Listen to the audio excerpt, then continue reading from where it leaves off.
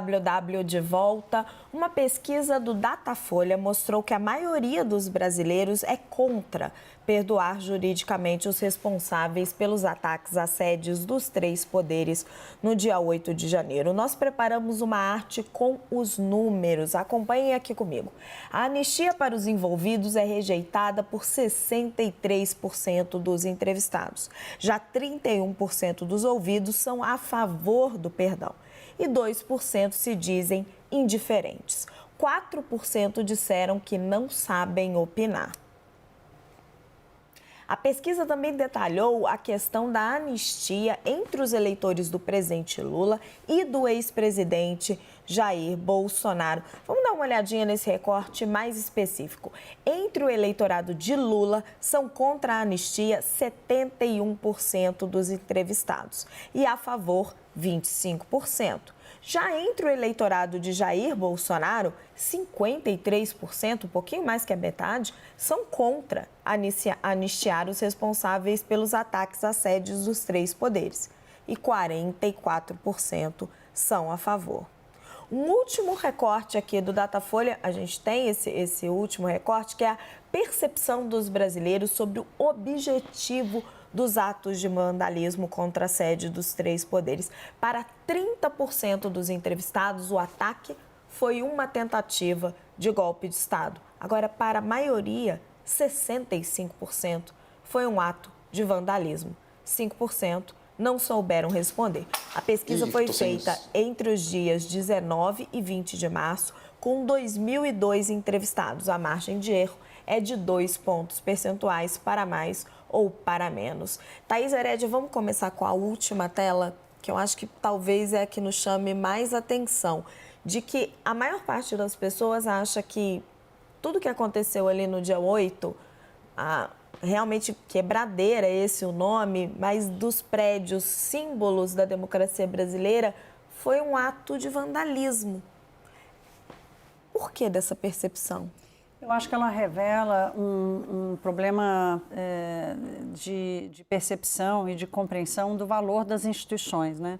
Os prédios são o símbolo das instituições e as instituições são as representações da democracia, né? Não são as pessoas que estão lá dentro, são os prédios. Então tem a questão do patrimônio físico em si, mas o patrimônio é muito mais institucional, é quase que abstrato, mas ele é tão valoroso ou tão mais valoroso quanto aquilo que acontece dentro dos prédios. Isso tem várias correlações que a gente pode fazer aqui. Você atacar o prédio do Supremo é você atacar a instituição Supremo Tribunal Federal. Exato, não é um ato de quebrar, né? Não é destruir, eu até brinquei mais cedo, um orelhão, nem existe mais orelhão, né? Não é destruir... Entrega a idade. Mas tudo bem, a gente está entregando a nossa idade aqui, Thaís. Um orelhão ou um ponto de ônibus, né? Isso tudo já isso é vandalismo puro, né? Você pode destruir ou a propriedade privada ou a propriedade pública, mas no caso dos ataques de 8 de janeiro, a violência, a forma do ataque, isso tudo revela, assim, o que faltou nos últimos anos na educação, na comunicação, nos relacionamentos, para que os brasileiros absorvessem o valor das instituições, né? Para que esse respeito deixasse de ser personalista e passasse a ser muito maior, muito mais, mesmo que abstrato, mas muito maior. Theo, e aí quero chamar nessa nossa análise a sua experiência de cobertura do judiciário, porque por conta desse símbolo que representa e desse ataque às instituições, a gente sente no Supremo Tribunal Federal uma grande sensibilidade com esse assunto. Os ministros sentiram muito esse ataque, não no nível pessoal, no nível mesmo de ataque às instituições. E muita gente reclama de até um desbalanço nas penas, se as penas estivessem muito altas, porque vão ali se somando vários crimes, então tem uma série de reclamações das penas chegarem a 15, 17 anos, que são inclusive maiores do que as penas que estão sendo aplicadas ao ataque no Capitólio, nos Estados Unidos. Será que é por conta desse sentimento no Supremo Tribunal Federal? Porque, afinal, somos todos humanos.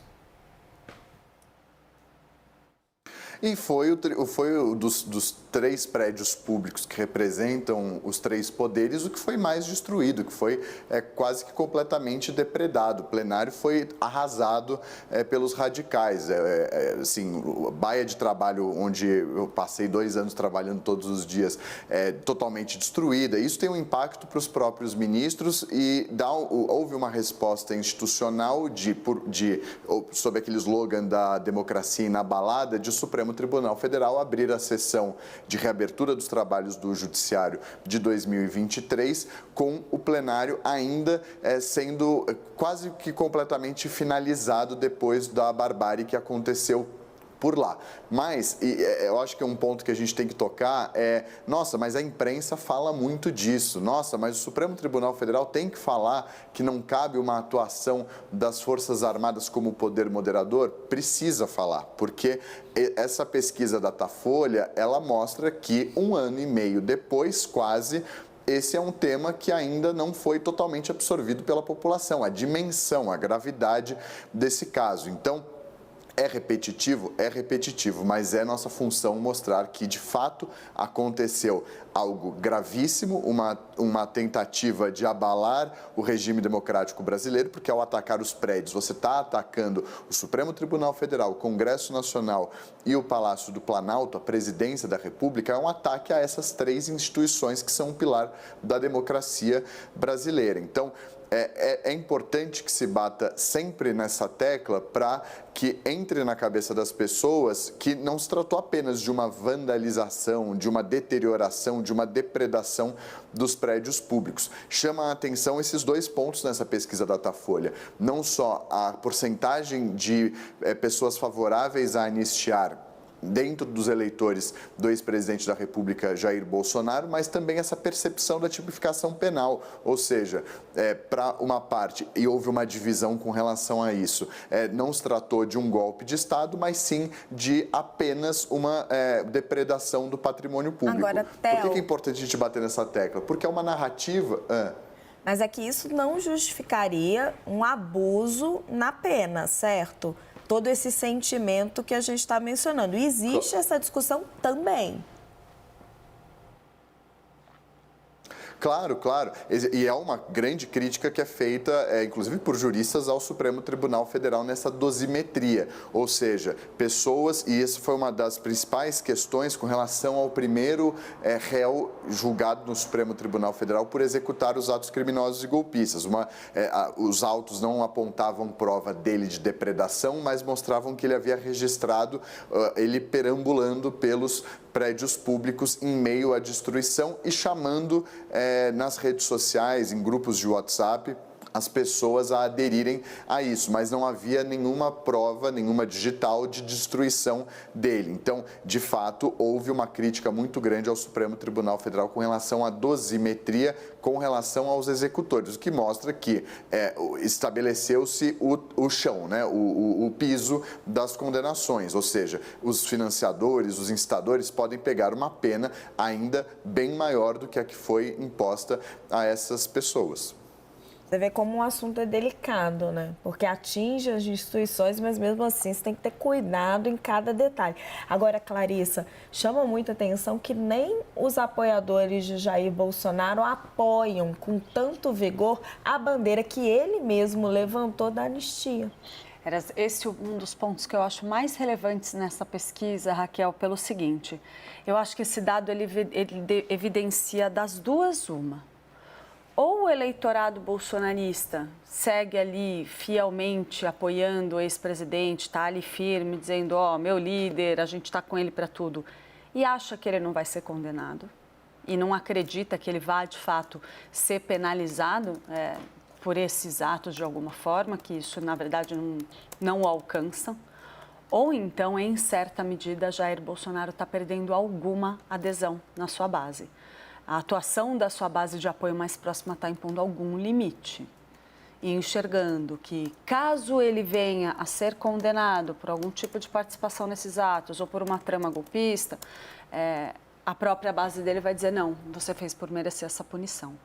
Então, das duas, uma. A gente ainda não sabe qual vai ser, mas ou até agora a militância bolsonarista ainda acha que ele vai sair ileso. Então fala, não, eu sou a favor de uma anistia, mas o meu líder não vai ser pego nisso. Ou há uma parcela da base bolsonarista que olha para Jair Bolsonaro e diz, olha, se ficar provado que você participou disso, que você fez isso, eu acho que você tem que pagar. Ou os eleitores de Jair Bolsonaro não são todos bolsonaristas, né, Thaís eu acho que tem essa também. hipótese, A gente né, pode dos olhar ali dois lados. também que o Jair Bolsonaro teve 49% dos votos e nem todos ali votaram em Bolsonaro porque admiram o mito, o líder e porque concordariam com aquele tipo de atitude. Não, as pesquisas também já mostraram que a base mais fiel de Bolsonaro está entre 25% e 30% dos eleitores, né? A mesma coisa do Lula, né? Não eles não têm como base consolidada a quantidade de votos que receberam, né?